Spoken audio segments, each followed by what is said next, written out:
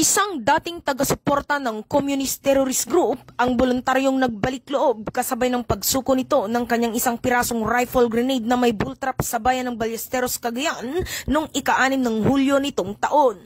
Napadali at naging ligtas ang pagsuko ni Aka Imyong, 61 taong gulang, magsasakat residente ng Ballesteros, Cagayan, sa pagtutulungan ng Composite CTG Tracker Team ng Ballesteros Police Station sa ilalim ng pangangasiwa ni Police Captain Jim I. Palatao, Officer in charge, kasamang mga tauhan ng 2nd Provincial Mobile Force Company Cagayan PPO sa ilalim ng pangangasiwa ni Police Major Jefferson Mukay, Force Commander.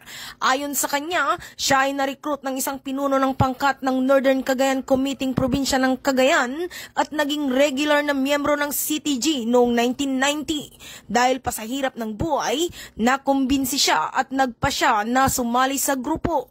Pagkatapos ng ilang taon ay nagpa siya itong umalis at bumalik sa buhay sibilyan.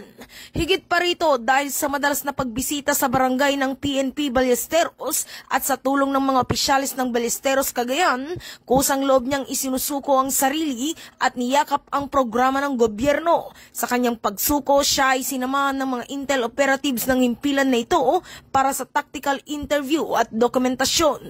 Ang matagumpay na pagsuko ay alinsunod sa programa ng pamahalaan na Retold Community Support Programs at ang EO70 NTF-ELCAC na inorganisa ng pamahalaan upang tumugon at magbigay ng kamalayan sa patuloy na paghihimagsik ng komunista sa ating bansa.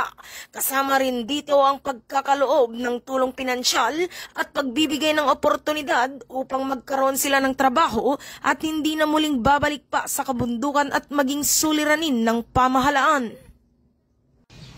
Mula dito sa Lambak ng Cagayan, ako ang inyong Police News Network Correspondent, Patrolwoman Jerilyn Colico, alagad ng batas, taga-taguyod ng Balitang Pulis.